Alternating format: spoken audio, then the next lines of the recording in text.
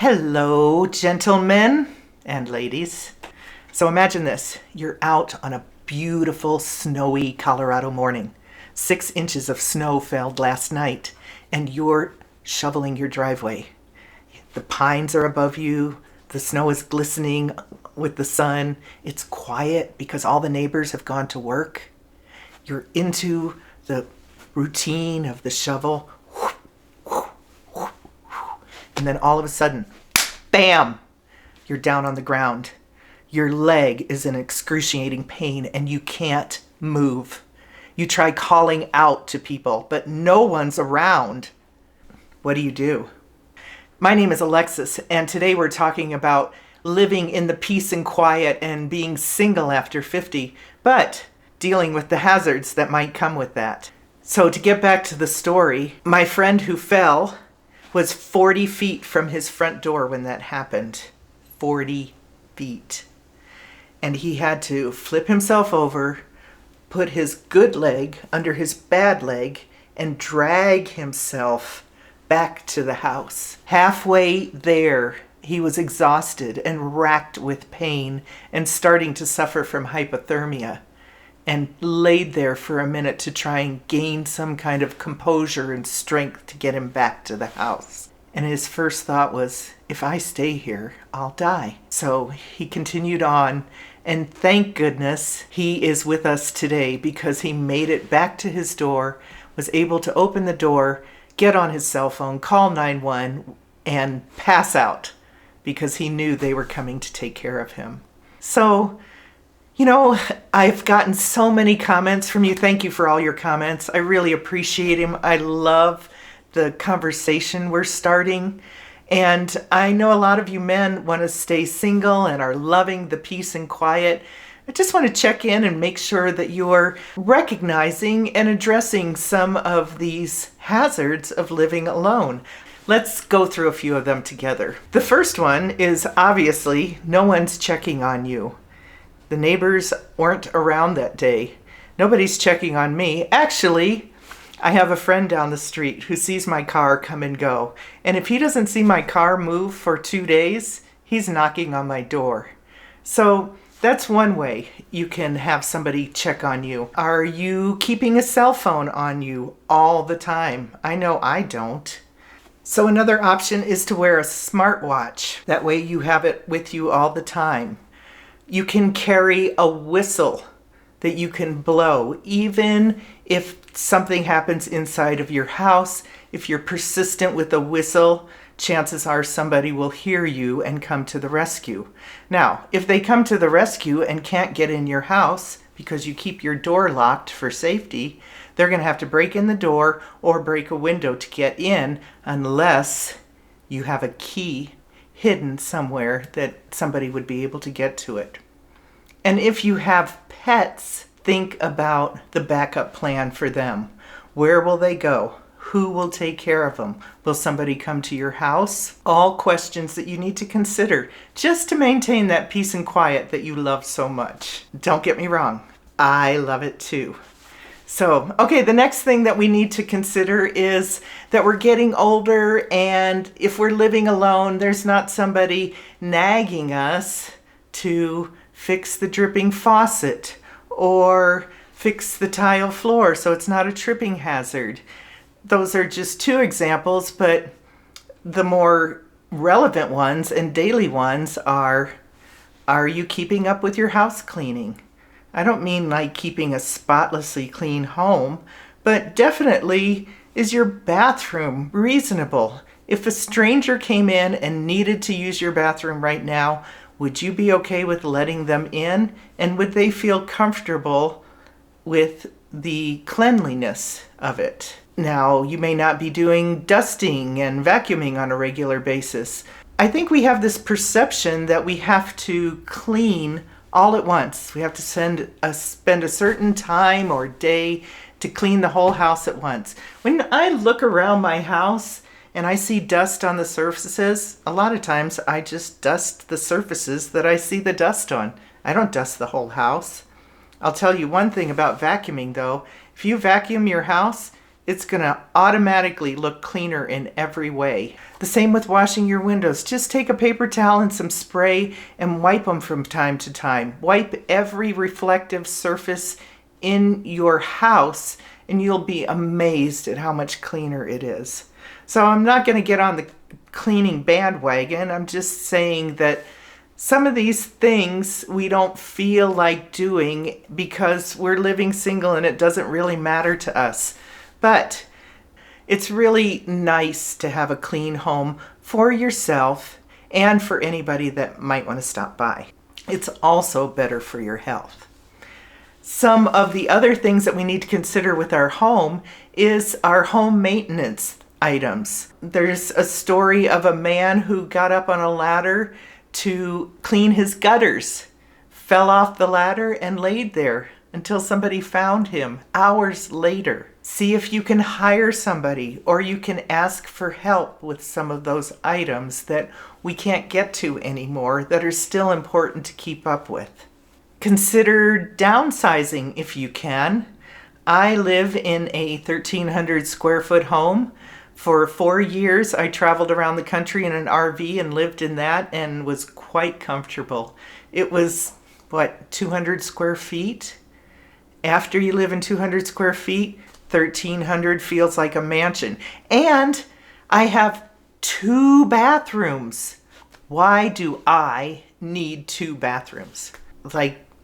That's just another bathroom to clean. Consider downsizing if you can. It's great to do, but if you're happy in your home, consider decluttering. A lot of times we just pile on souvenirs and mementos and things we've inherited, things our kids have left with us, and pretty soon we're climbing over stuff to get to the couch and just sit. I'll get to sitting on the couch in a minute. Look over those things. If they're really not serving you, you don't need to keep them around. Make your home a place that is representative of you, the person you are now, not a museum to your past or a storage unit for anything that anybody else has tossed away. Keep just the items that you need, that you use on a regular basis, and the items that bring you joy. Everything else can go because look at it, we're over 50. Some of us are over 60 or 70. We're not going to be around much longer, and who's going to clean out our house? Do you want to burden your children or your friends or your family with the responsibility of cleaning up your house when you don't even like cleaning up your house? Think about your home care and your home maintenance and make it a place that you enjoy being. The next thing on our list is having a routine. Now, a lot of us get accused of being stubborn and set in our ways, but in the case of having a routine, that's an excellent thing. When we don't have other people around to keep us on a schedule or give us a honey-do list, or have a routine, or even a work schedule, our time seems to get distorted, or we lose track of time. I know my first few months of being retired, that was a real challenge to me. How did it get to 3 o'clock when I have nothing going on in the day?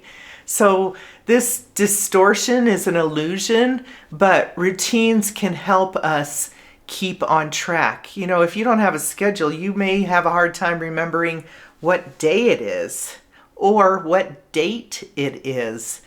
Routines are a great way to do that. They help us with our mental abilities.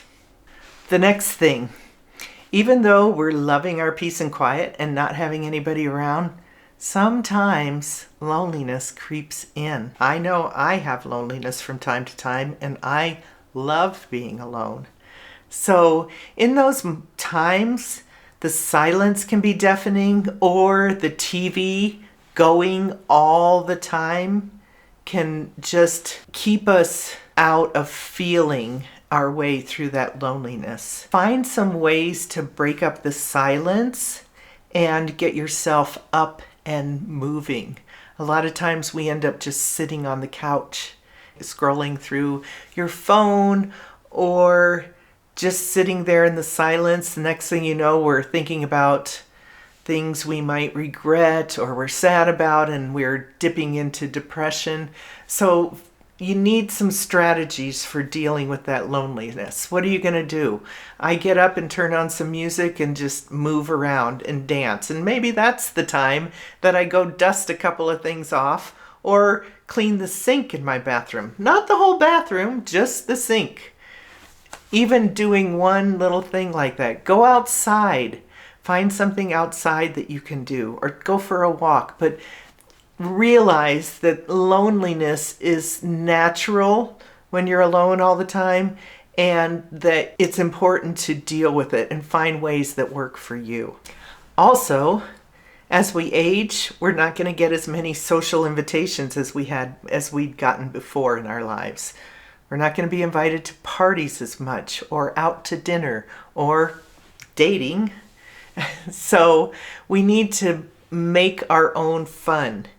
Even if you're not interested in going to the Heritage Days sheep parade, go anyway. Just go look at people, be outside. And that's just an example because we just had that this last weekend here in our teeny tiny town of Bayfield. Go out and make your own social circle. Find ways to have fun. Discover what turns you on about being home and what turns you on about going out of your home, and find a balance that works for you.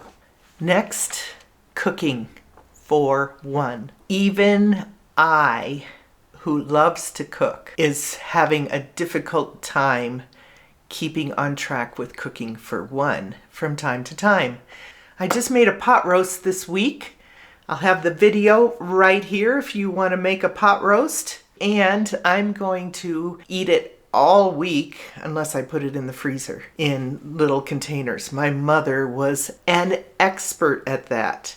She had a variety of meals in her freezer all the time. I can show you how to batch cook on the weekend while you're watching football. It's very easy, and then at the end of the football game, you'll have 3 vegetables for the week and 3 meals for the week, and 3 more in your freezer.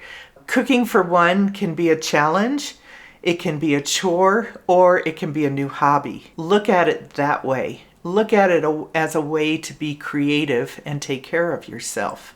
And in the process, you're going to save a lot of money. It's going to be super convenient, and you're going to eat healthier. And finally, speaking of taking care of ourselves, practice self-care. Are you paying attention to your body and your environment and your physical activity? Are you sitting on the couch all the time?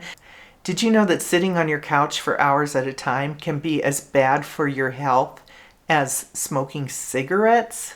So, are you getting regular physical activity? Do you have a routine? Do you have some exercises? Even if it's just 5 little exercises in the morning. Push-ups, sit-ups, stretching, and a quick walk, and you're good. But are you taking care of that?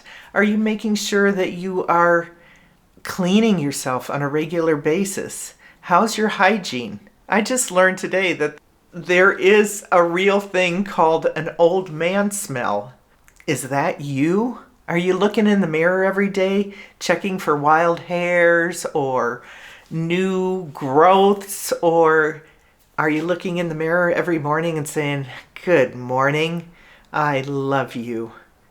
That's really important too. It's not an easy thing to do, but hey, if you can't do it, nobody else is going to be able to do it, especially while you're living alone. Are you taking care of your body and your hair as the same way you did when you were in your 20s and 30s and 40s, chasing a girl, chasing a job, chasing that 6-pack? And I'm talking about the abs, not the beer. Are you pampering yourself? Besides sitting and enjoying the peace and quiet, are you occasionally going to get a pedicure?